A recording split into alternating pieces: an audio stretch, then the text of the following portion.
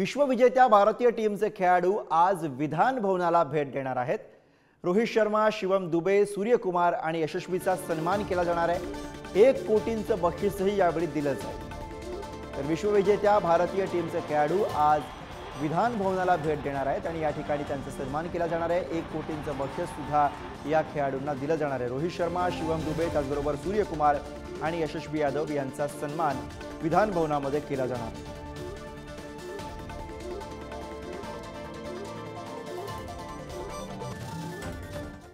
आणि याच विषयी आपण बोलूयात। रिद्देश हातीम आपले प्रतिनिधी सोबत आहेत। रिद्देश, आज विधान भवनामध्ये आपल्याला हे खेळाडू दिसणार आहेत, सन्मानही होतोय, कशी तयारी असणार आहे, कसा कार्यक्रम? नक्कीच आपण जर पाहिलं तर तब्बल 13 वर्षांनंतर ICC world cup T20 world cup आहे, त्यात टीम इंडियाने विजय प्राप्त केल्यानंतर त्यांच्या दिल्लीमध्ये देखील पंतप्रधान नरेंद्र मोदी यांच्या हस्ते त्यांचं स्वागत करण्यात आलं।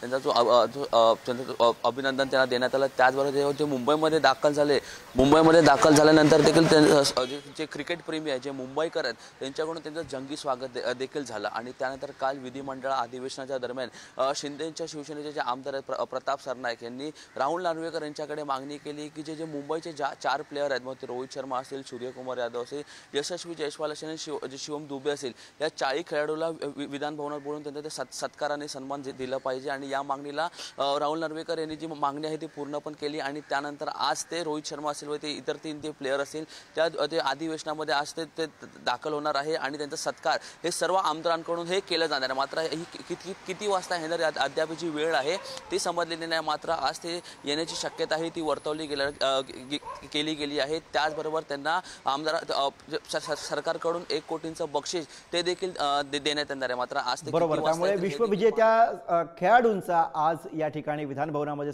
सत्कार होणार आहे। धन्यवाद या सगळ्या सविस्तर माहितीसाठी।